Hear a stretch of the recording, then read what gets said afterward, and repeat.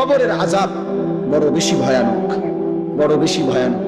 আল্লাহর নবী সাল্লাল্লাহু আলাইহি ওয়াসাল্লাম বলেন, তিনটা প্রশ্নের জবাব যে কবরে দিতে পারবে না, নবীজি বলেন আল্লাহ তাআলার পক্ষ থেকে বলা হবে, ফাফরিশুহু মিনান নার ওয়ালবাসুহু মিনান নার ওয়াফতাহু লাহু বাবান ইলান নার। এই ফেরেশতারা, নাফরমানের কবরে জাহান্নামের বিছানা বিছিয়ে দাও, জাহান্নামের পোশাক পরিয়ে দাও, জাহান্নাম বরাবর দরজা খুলে দাও। এই হলো এক, ফেরেশতারা এটা করবে। দুই নাম্বার, আল্লাহর নবী সাল্লাল্লাহু আলাইহি ওয়াসাল্লাম বলেন, ইউদাইয়াকু লাহু কবরুহু। দুই নম্বরে, প্রিয় বন্ধু আমার, আল্লাহ রাসূল বলছে কবর তারে একটা চাপ দিবে, কবরের মাটি সংকীর্ণ হয়ে যাবে, ডান পাশের মাটি বাম দিকে, বাম দিকের মাটি ডান দিকে, এভাবে চলবে। আল্লাহ রাসূল খোদার কসম বাস, আমি যদি সামনে যাইতে পারতাম তাহলে বলতাম তোমার কাছে। আল্লাহ নবী সাল্লাল্লাহু আলাইহি ওয়াসাল্লাম বলছে, উম্মত, কবর এত জোরে চাপ দিবে নাফরমানকে, ডান পাশের হাজরের পাজরের এই হাড্ডি এগুলা ভাঙ্গা বাম দিকে ঢুকে যাবে, বাম দিকের গুলো ডান দিকে ঢুকবে। কিভাবে? নবীজি বলছে, হাত্তা তাখতালিফা আদলাহু। আমাদের উস্তাদ আমগরে মাদ্রাসায় পড়াইবার সময় বুঝাইছিলেন যে নবী বলছেন এইভাবে দুই আঙ্গুল এগুলো যেমন একটা আরেকটার মধ্যে ঢুকে যায়, আল্লাহর কসম পাজরের হাড্ডি এ পাশের গুলো এই পাশে এইভাবে ঢুকে যায়। প্রিয় বন্ধু আমার, ভাবতে শিখো। তিন নাম্বার, রাসূলুল্লাহ সাল্লাল্লাহু আলাইহি ওয়াসাল্লাম বলেন, ইউদরাবু লাহু। একজন ফেরেশতা আসবে তার কবরে। ফেরেশতা দুই গুণের অধিকারী। একজন ফেরেশতা আসবে নাফরমানের কবরে। গুণটা কি? ওহুয়া আ'মা ওয়া আসাম্মু। সে অন্ধ বধির। ওই ফেরেশতা কানেও দেখে না, চোখেও শুনে না। এই ফেরেশতা আইসা ইউদরাবু লাহু বিমিতরাকাতিন মিন হাদিদিন। লোহার একটা হাতুড়ি গুর্জ দিয়ে তারে একটা আঘাত করবে। দরবাতান বাইনা উযুনাইহি। দুই কান বরাবর। ফায়াসিহু সাইহাতান। নাফরমান একটা চিৎকার মারবে। ইয়াসমাউহা মান ইয়ালিহি ইল্লা সাকালাইন। মানুষ এবং জিন ব্যতীত আল্লাহর সমস্ত সৃষ্টি নাফরমানের চিৎকারটা শুনতো। ইলা ইয়াউমিল কিয়ামা। এভাবে কিয়ামত, এভাবে ইসরাফিলের ফুঁক চলতো। বন্ধু আমার, রাসূলুল্লাহ সাল্লাল্লাহু আলাইহি ওয়াসাল্লামের জামানায় যারা কবরে, তারা আছে কত বছর? ১৫০০ বছর। ইব্রাহিম আলাইহিস সালামের জামানায় যারা কবরে গেছে, তারা কবরের জীবনে পড়ে আছে আজ কত বছর? ভেবে দেখো ভাইয়া। নূহ আলাইহিস সালামের জামানায় যারা কবরে গেছে, তারা কবরের আযাব ভোগ করতেছে আজ কত বছর?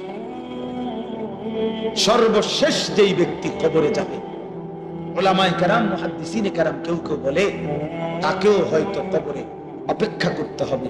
সর্বশেষ ব্যক্তি ৪০,০০০ বছর।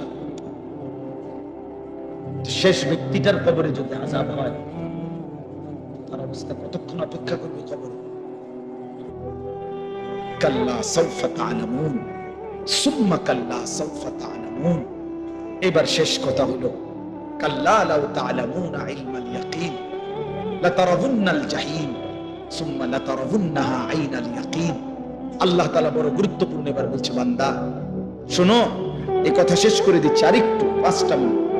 আল্লাহ তাআলা বলে, বান্দা আজকে কোরআনের মাধ্যমে, আমার রাসূলের হাদিসের মাধ্যমে, উলামায়ে কেরামের এই নসিহতের মাধ্যমে যদি আখিরাত, কবর, হাসর, মিজান, ফুলসিরাতের ব্যাপারে তোমার ইয়াকিন হয়ে যাইতো, বিশ্বাস হইতো, তাহলে ভালো হতো। লাউ তা'লামুনা ইলমাল ইয়াকিন। আহা বান্দা, যদি আজকে তুমি নিশ্চিত বিশ্বাস করতা, কত না ভালো হতো। কি ভালো হইতো? তাইলে এখন তো তুমি নামাজ পড়তে পারতা, হালাল খাইতে পারতা, হারাম থেকে বাঁচতে পারতা।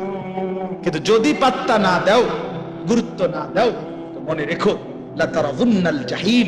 অল্প সময় পরে একদিন হাসরের ময়দানে তুমি তোমার নিজ চোখে জাহান্নামকে দেখবে। কি দেখবা? বলেন না, সুম্মা লাতারাউন্নাহা আইনাল ইয়াকিন। সেদিন দুই চোখে দেখে নিশ্চিত হবা যে জাহান্নাম কতটা ভয়ানক। আর মনে পড়বে দুনিয়ার জিন্দেগির কথা। ওয়াজিআ ইয়াউমা ইদিন বিজাহান্নাম।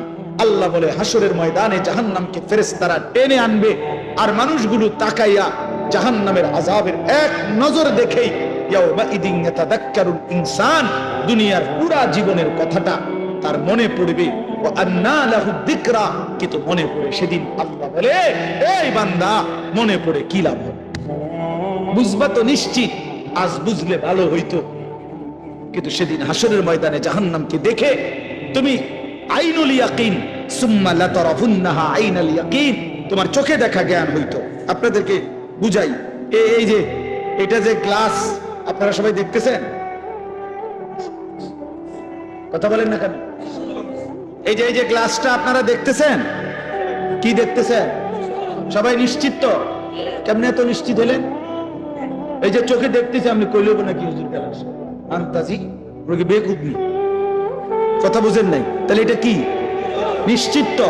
এই যে আইনুল ইয়াকিন, এই যে চোখে দেখা নিশ্চিত, তাহলে আমি এটারে 1 কোটি বার গ্লাস কইলেও তো হইতো না। এটা কি টিস্যু বক্স? তো আল্লাহ তাআলা বলে, বান্দা জাহান্নাম তো চোখে দেখবা, সেদিন তোমার নিশ্চিত জ্ঞান হবে যে এটাই জাহান্নাম, এটাই আমার আযাবের ঘর, এটাই আমার সামনের গন্তব্য। কিন্তু সেদিন তো লাভ, সেদিন তো লাভ। কিশোর ছেলে আমার, যুবক বন্ধু আমার, প্রিয় ভাই আমার, নষ্ট হইও না, চরিত্রহীন হইও না, দুশ্চরিত্র হইও না, অসৎ বন্ধুর পাল্লায় যাইও না, নারীর আসক্ত হইও না, মোবাইলের আড্ডা জুয়ার আড্ডায় যাইও না বন্ধু। জীবনটা খুব কষ্ট, এখনো আগামী। সর্বশেষ কথা হলো সুম্মা লাতুসআলুন্না ইয়াউমাইদিন আনিন নাঈম। আল্লাহ তাআলা বলেন, অতঃপর হাসরের ময়দানে নিয়ে বান্দা মনে রেখো, আমার দেওয়া দুনিয়াতে আমি আল্লাহ বিন্দু বিসর্গ যত নিয়ামত দিয়েছি, আমার দেওয়া এই আসমান জমিন চন্দ্র সূর্য গ্রহ নক্ষত্র, আলো বাতাস রোদ বৃষ্টি, হাসি কান্না ফল ফুল ফসল ক্ষেত পানি সাগর নদী স্ত্রী সন্তান চোখ নাক কান হাত পাও নিঃশ্বাস, আমি আল্লাহ তাআলা যা দিয়েছি এক বিন্দু প্রতিটি বিন্দু বিসর্গ আমার নিয়ামত। আমি আল্লাহ জিজ্ঞেস করব, শুকর আদায় করছো কদ্দুর, নাফরমানি করেছো কদ্দুর। সুম্মা লাতুসআলুন্না ইয়াউমাইদিন আনিন নাঈম। প্রতিটি নিয়ামতের ব্যাপারে বান্দা জিজ্ঞেস করব, একটাও ছাড়বো না। প্রতিটা হাসি প্রতিটা কান্না হিসাব দিতে হবে, প্রতিটা চোখের পলক হিসাব দিতে হবে, নিঃশ্বাসের প্রতিটা হিসাব দিতে হবে, প্রতি ঢোক পানি যে পান করছো হিসাব দিতে হবে, প্রতি লোকমা খাবার খেয়েছো হিসাব দিতে হবে বন্ধু। চোখের প্রতিটা পলকের হিসাব দিতে হবে, কানের প্রতিটা শ্রবণের হিসাব দিতে হবে, কদমের প্রতিটা হাঁটার হিসাব দিতে হবে, হাতের প্রতিটা উঠানামার হিসাব দিতে হবে। প্রিয় বন্ধু আমার, ইন্নাস সামা ওয়াল বাসারা ওয়াল ফুআদা কুল্লু উলাইকা কানা আনহু মাসউলা। আল্লাহ বলে, মনে রেখো বান্দা, তোমার কান তোমার চোখ তোমার দিল তিনটাকেই আমি আল্লাহ প্রশ্ন করব। তোমার দিলও বলে দিবে তুমি কি কি কল্পনা করছো। শাহিদা আলাইহিম সামউহুম ওয়া আবসারুহুম ওয়া জুলুদুহুম। তোমার কান তোমার চোখ তোমার সারা দেহের চামড়া আমি আল্লাহর কাছে তোমার জিন্দেগীর সাক্ষ্য দিবে। ইয়াউমাইদিন তুহাদ্দিসু আখবারাহা। তোমার পায়ের নিচের জমিন তোমার ব্যাপারে সাক্ষ্য দিবে। আল্লাহ বারবার শেষ। প্রিয় ভাই আমার, বাবারা আমার, প্রত্যেকেই ফিকির করে, মানুষের ফিকির করে, ঘাট ফালমের না। একবারে শুধু এই সোফা যে বেটা বানাইছেন আমনে মইরা চাচা 20 বছরের মাথায় আপনি শুধু একটা বার ফেরেশতারে বলিয়া বলে, ভাই একটা কোনটা আমি যাবো আর আমি তো আমার ঘর চিনি, দেরি হইতো না, অন্যদিকে যাইতাম না। শুধু আমার ঘরে আমি বহুত কষ্টে কাঠ পালন সোফা ফার্নিচারটি বানাই দিয়েছিলাম, এটি কোনটা নষ্ট হয়েছে এই কথাটা বলিয়া যদি আপনি কবর থেকে 20টা বছরের মাথায় আরেকবার আইসা দেখেন, আমনের ঘরে ঢুকলে আপনি কিচ্ছু খুঁজে পাবেন না। যদি পুতেরে আর নাতিরে বলেন, কিরে নাতি পুত, আমি যে সোফাটি বানাইছিলাম কি কোন না করি আর কত 5-7 বছর আগে তো হালাই দিয়েছি চলে ধোকা ধোকা দুনিয়া ধোকা ধোকা ধোকা ধোকা ধোকার দুনিয়া। এজন্য মাঝ বয়সী বাবা আপনাদেরকে বলি, খাট পালং আর সোফা, ক্ষেত ফসল আর জমি, ইট বালু আর সিমেন্ট এর হিসাব না দিয়া স্ত্রী সন্তানের হিসাব দেন। ছেলেটা নামাজি কিনা, মেয়েটা পর্দানসীন কিনা, স্ত্রী পর্দানসীন কিনা, ছেলের বউ পর্দা করে কিনা, মেয়ের জামাই আপনার হালাল খায় কিনা, ছেলের রোজগার হালাল কিনা, ঘরে টেলিভিশন বন্ধ কিনা, সকলে আল্লাহর কোরআন পড়ে কিনা, সবাই ফজরের নামাজ পড়ে কিনা। বেড়া হইলে এই মাইক দিয়া এনে এনে খারাই এখন আপনি বলেন ভিডিও এখন রেকর্ডিং কর আসেন। আমার আব্বা মৃত্যুর সময় আমরা 5 ভাই 3 বোন আর আমাদের ছেলে মেয়ে মিল্লা 25 জন। আলহামদুলিল্লাহ, আল্লাহকে সাক্ষী রেখে বলি, এই 24-25 জন ছেলে মেয়ে নাতি নাতি মিলে আমার আব্বা লম্বা করে বিছানো ঘরে ছিল। আব্বার চারদিকে আমরা জীবিত, তখন শেষ অবস্থা আব্বার, আল্লাহর কোরআন পড়তেছিলাম ছোট বাচ্চাগুলো পর্যন্ত। এই অবস্থায় আমার বাবার দুনিয়া থেকে বিদায় নিয়েছেন। আমি আমার মারে বলছিলাম, মা আপনি কাঁদেন না মা, একটু পরে বাফেরে কবরে যদি ফেরেশতা প্রশ্ন করে মান রব্বুক, তোমার রব কি, তো আমার বাপ বলবে ফেরেশতা রবের কোরআন পড়ার জন্য 25 জনকে জমিনের উপরে রাইখা আসছি। রব চিনব না কেন রে বেটা, রব চিনব না কেন, রব চিনব না কেন, আল্লাহকে চিনব না কেন, মালিক কেমনে না চিনে, মনিব কেমনে না চিনে বাপ। এজন্য আজকে নিয়ত করি আমরা ইনশাআল্লাহ সেজদা করব ইনশাআল্লাহ। ছেলেরা ভাইয়া নিয়ত করছো নি ভাইয়া, তোমরা ভাইয়া নষ্ট হয়ে না, লাগবে তোমরা আগামী দিনের জন্য, ইসলামের আগামীর সময়টা যে কোনো তোমার সামনে কিংবা এরপরের জেনারেশনের সামনে, সারা পৃথিবী জুড়ে আগামীর যুদ্ধ হক আর বাতিলের যুদ্ধ, আগামীর যুদ্ধ ইসলাম আর কুফরের যুদ্ধ, আগামীর যুদ্ধ মাহদী আর দাজ্জালের মোকাবেলার যুদ্ধ। অতএব দয়া করে নষ্ট হইও না, নষ্ট হইও না, নষ্ট হইও না। বাবা ভাই সবাইকে বলি, মা বোন সবাইকে বলি, আল্লাহ তাআলা এই মাহফিল কবুল করেন, আজকের এই ইন্তজাম কবুল করেন। নওজোয়ান ছেলেরা তোমাকে অনেক ধমক দিছি বাপ, তারপরেও দোয়া কইরো, আমিও তোমাদের জন্য দোয়া করি। আল্লাহ তাআলা প্রতিটা ছেলেকে ইমানদার নেককার বানায় দেন। আল্লাহ আমাদের প্রতিটা মা বাপকে কবুল করে নেন। আলহামদুলিল্লাহ, আপনারা অনেক সুন্দর করে মহব্বতের সাথে দিল দিয়েই বসছেন। আপনাদের এই বসাটাই প্রমাণ করে প্রত্যেকের দিলের মধ্যেই আল্লাহর কথা শুনবার প্রতি আগ্রহ আছে। মাশাআল্লাহ, এটা অনেক বড় মুবারক। কোরআনুল কারীমের মধ্যে আছে, আল্লাহ তাআলা বলেন ফাবাশশির ইবাদ আল্লাযীনা ইসতামিউনাল কাওলা ফায়াত্তাবিউনা আহসানা। আল্লাহ তাআলা বলেন, হে নবী আপনি আমার ওই বান্দাদেরকে জান্নাতের সুসংবাদ দিয়ে দেন যারা মনোযোগ দিয়ে কথা শোনে, অতঃপর কোরআন সুন্নাত অনুসরণ করে। আগে তো মনোযোগ দিয়ে শুনে, এরপরে কি করে? অনুসরণ করে। আল্লাহ তাআলা বলেন তাদেরকে জান্নাতের সুসংবাদ দিয়ে দেন। এজন্য এটা অনেক বড় একটা আমল, আল্লাহর কথা মনোযোগ দিয়ে দিল দিয়ে আন্তরিকতা নিয়ে শুনতে হয়। কোরআনুল কারীমের মধ্যে আছে, আল্লাহ তাআলা বলেন ওয়া ইযা কুরিআল কুরআনু ফাসতামিউ লাহু ওয়া আনসিতু লাআল্লাকুম তুরহামুন। যখন তোমাদের সামনে আল্লাহর কোরআন পড়া হয়, তো আল্লাহ তাআলা বলেন তোমরা যারা শ্রোতা, তোমাদের দুইটা কাজ। এক নাম্বার ফাসতামিউ লাহু, তোমরা মনোযোগ দিয়ে শোনো। দুই নাম্বার হলো ওয়া আনসিতু, এবং একদম চুপ থাকো। লাআল্লাকুম তুরহামুন, আল্লাহ তাআলা বলেন তাহলে নিশ্চিত তোমাদের উপরে আল্লাহ তাআলার রহমত বর্ষিত হবে।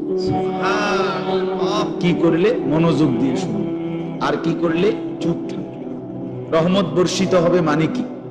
তাফসীরে রুহুল মাআনিতে আছে, রহমত বর্ষিত হবে মানে হলো আল্লাহ তাআলা তোমাকে আল্লাহর হুকুম পালনের তৌফিক দান করবেন, আল্লাহর ইবাদত করার যোগ্যতা দিবেন। এজন্য যে কেউ আল্লাহর কথা দিল দিয়ে শুনে, আল্লাহ তাকে ধীরে ধীরে আল্লাহর হুকুম পালনের তৌফিক দেন। এটাও কিন্তু অনেক বড় ইহসান। আল্লাহ দয়া না করলে বান্দা আল্লাহর ইবাদত করতে পারে, আল্লাহ দয়া না করলে বান্দা আল্লাহকে ডাকতেই পারে। আল্লাহ যদি জিহ্বা না দিতেন, কথা বলার যোগ্যতা না দিতেন, আল্লাহকেই বা ডাকতাম কিভাবে? এজন্য আল্লাহ তাআলার তৌফিক চাইতে হবে। হাদিসের মধ্যে আছে, আমাদের প্রিয় নবী সাল্লাল্লাহু আলাইহি ওয়াসাল্লাম 5 ওয়াক্ত নামাজের পরে, ফরজের নামাজের পরেই তিনি সালাম ফিরাইবার পর পরই কয়েকটা বিশেষ দোয়া পড়তেন।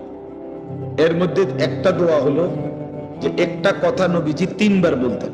একটা দোয়া, এক দোয়াই 3 বার বলতেন প্রত্যেক নামাজের পর, ফরজের সালাম ফিরাইবার একটু পরে। সেটা কি? আল্লাহুম্মা আইন্নি আলা যিকরিকা ওয়া শুকরিকা ওয়া হুসনি ইবাদাতিক। আল্লাহ, আপনার জিকির, আপনার কৃতজ্ঞতা এবং আপনার ইবাদত সুন্দরভাবে আদায় করার জন্য আপনি সাহায্য করেন। এই যে গুরুত্বপূর্ণ বিষয়, যে আপনি দয়া করেন যেন আপনার জিকির ভালোভাবে করতে পারেন, আপনি দয়া করেন যেন আপনার শুকর আদায় করতে পারেন, আপনি সাহায্য করেন যেন আপনার ইবাদত সুন্দরভাবে করতে পারেন। সুন্দরভাবে করতে, শরীরটাই সুস্থ নাই, নামাজ পড়ব সুন্দরভাবে কেন? শরীরটাই ভাই, পাওটাই ভাঙ্গা, তো সেজদা দিব কিভাবে? তার মানে আল্লাহ তাআলার দয়া, আল্লাহ তাআলার ইহসান, আল্লাহ তাআলার মেহেরবানি ইবাদত আদায়ের জন্য। এই দোয়াটা নবীজি 3 বার পড়তেন প্রত্যেক 5 ওয়াক্ত নামাজের পরে, ফরজের পরে। হাদিসের মধ্যে আছে, একজন বিখ্যাত সাহাবী ছিলেন হযরত মুআজ ইবনে জাবাল রাদিয়াল্লাহু তাআলা আনহু।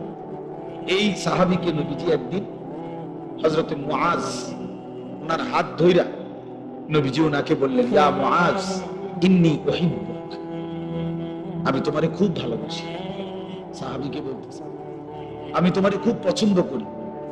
তো এই পছন্দের দাবিতে বলতেছি, তোমারে আমি মহব্বত করে বলতেছি, লা তানসা হাযা দুআ, এই যে দোয়াটা, আল্লাহুম্মা আইন্নি আলা যিকরিকা ওয়া শুকরিকা ওয়া হুসনি ইবাদাতিক, আল্লাহ আপনার জিকির, আপনার শুকর, আপনার ইবাদত ভালোভাবে করার জন্য সাহায্য করেন।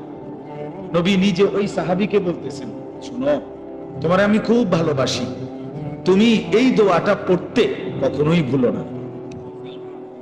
ওই সাহাবীকে তুমি সব সময় এই দোয়াটা পড়ো। এই তাইলে দেখেন, নবী সাল্লাল্লাহু আলাইহি ওয়াসাল্লাম নিজে আল্লাহ তাআলার কাছে ইবাদতের জন্য সাহায্য চাইতেন। তো এই জন্যই বললাম, আল্লাহর কথা মনোযোগ দিয়ে শুনতে হবে। মসজিদে জুমার বয়ান, 5 ওয়াক্ত নামাজের পরেও যদি ইমাম সাহেব একটু কোনো কথা বলে, জুমার নামাজে যদি বয়ান করে, এরকম মাহফিলের বয়ান, উলামায়ে কেরামের নসিহত, বিভিন্ন মাদ্রাসার বয়ান, ইসলাহি মজলিসের বয়ান, দাওয়াত ও তাবলীগের সাথীদের বয়ান, কোন আল্লাহ ওয়ালার বয়ান যখনই করে, আল্লাহর কথা বলে, দিল দিয়ে শুনতে, মনোযোগ দিয়ে শুনতে। জনপ্রিয়তা, কারো ব্যক্তিগত একটু খ্যাতি, এগুলো ফালতু বিষয়। জনপ্রিয়তা কোনো মূল বিষয় না। মূল বিষয় হলো আল্লাহর কথার প্রতি মনোযোগ। মনে করেন আমারে 1 কোটি মানুষ চিনে, তো আমনের লাভ কি? আমারে চিনলে আমনের লাভ কি? আমি একবার মনে করেন সারা বাংলাদেশের জনপ্রিয়তা, আপনার ফায়দা কি? কথা বোঝেন নাই? ছেলেরা, তোমরাও বুঝতে শেখো, তোমার ফায়দা কি সেটা। আমার সারা পৃথিবী চিনলে তোমার লাভ কি? তুমি তোমার ইবাদতের কথা বলো, তোমার নিজের জিন্দেগির কথা বলো। আমারে কে চিনে না চিনে তো তুমি কি করবে? চিনলেই কি, না চিনলেই কি? সবাই চিনলে আল্লাহ যদি গ্রহণ না করে, কুকুরের সমান মর্যাদা, কুত্তার মর্যাদা আল্লাহ গ্রহণ না করে। চিনলেই কি আর না চিনলেই কি? কোরআনুল কারীমের মধ্যে 25 জন নবীর নাম আছে। তো নবী রাসূল মোট 25 জন। কথা বলেন না? তো বাকিদের নাম কই? হাদিসের কিতাবের মধ্যে সর্বোচ্চ তারিখে, ইতিহাসের কিতাবে আরবি, একসাথে 313 জন বদরি সাহাবীর নাম আছে। আরো যদি সব মিলায় 2-4-5 হাজারের নাম সর্বোচ্চ হতে পারে। তো সাহাবী কি 5,000? তো বাকিদের নাম? বিদায় হজ্জের মাঠে আরাফাতের ময়দানে আল্লাহর নবী সাল্লাল্লাহু আলাইহি ওয়াসাল্লাম 1.25 লক্ষ সাহাবীর সামনে ভাষণ দিয়েছেন। তো ওনাদের নাম কি? ওনাদের নাম তো কেউ জানে না। এই পৃথিবীতে যে কয়জন আউলিয়া কেরামের নাম কিতাবের মধ্যে আছে, এই উনারাই তো আউলিয়া কেরাম নাকি? এই কয়জনই তো। সারা পৃথিবীতে এই 1,500 বছরের ভিতরে বুজুর্গ শুধু আব্দুল কাদের জিলানী, জুনায়েদ বাগদাদি, বাইজিদ বোস্তামি, এই 3-4 জনই নাকি? তো বাকিদের নাম? বাকিদের নাম নাম নাই, এরকমই বেশি। কথা বুঝেন নাই? পৃথিবী জানে না, পৃথিবী চেনে না, এমন মানুষই এমন মানুষই। এই বাংলাদেশে এমন অসংখ্য হাজার হাজার আলেম দ্বীন আছে যারা বাহরুল উলুম, যারা ইলমের সাগর, মহাসাগর, কিন্তু বক্তা না। তারা কি না? বক্তা না, ওয়াইজ, নীরবে নিভৃতে 30 বছর 50 বছর বুখারী শরীফের হাদিস, রাসূলুল্লাহ সাল্লাল্লাহু আলাইহি ওয়াসাল্লামের হাদিস সবকের মধ্যে ছাত্রদেরকে নীরবে পড়াইতেছে। পৃথিবী কেউ চিনে না, হাসরের ময়দানে সবাই দেখবে উনি বাদশা, উনি বাদশা। এজন্য দোস্ত আমার, বন্ধু আমার, আল্লাহর কথার দিকে মনোযোগী হও, আল্লাহর কথার দিকে মনোযোগী হও, আল্লাহর কথার দিকে মনোযোগী হও। কোরআন শরীফে আছে হযরত মুসা আলাইহিস সালামকে আল্লাহ তাআলা বলছেন তুর পাহাড়ে প্রথম যেদিন কথা বলে, সেদিন আল্লাহ তাআলা বলছেন আনা আখতারতু ফাসতামি' লিমা ইউহা। মুসা, তোমাকে এখানে কথা বলার জন্য আমি বাছাই করছি, তোমারে আমি পছন্দ করছি। এখন আমি যা ওহী করব, যা বলবো, আমার কথাগুলো ফাসতামি', মনোযোগ দিয়ে শোনো। এজন্য প্রিয় বন্ধু আমার, বাপ আমার, ভাই আমার, নওজোয়ান সাথী, এটা মনে রেখো, আল্লাহ তাআলা আমাদেরকে বাছাই করে এখানে বসেছে। আল্লাহ যেন বলতেছেন, বান্দা, আমি একজন মৌলবী পাঠাইছি, ওর থেকে আমার কয়টা কথা শুনো, কথা আমার বন্ধু, এর আমি পাঠাইছি, ওর থেকে কিছুটা শুনো। তো এই জন্য আল্লাহর কথার দিকে কি হওয়া? মনোযোগী হওয়া। রাসূলুল্লাহ সাল্লাল্লাহু আলাইহি ওয়াসাল্লামের কথার দিকে মনোযোগী।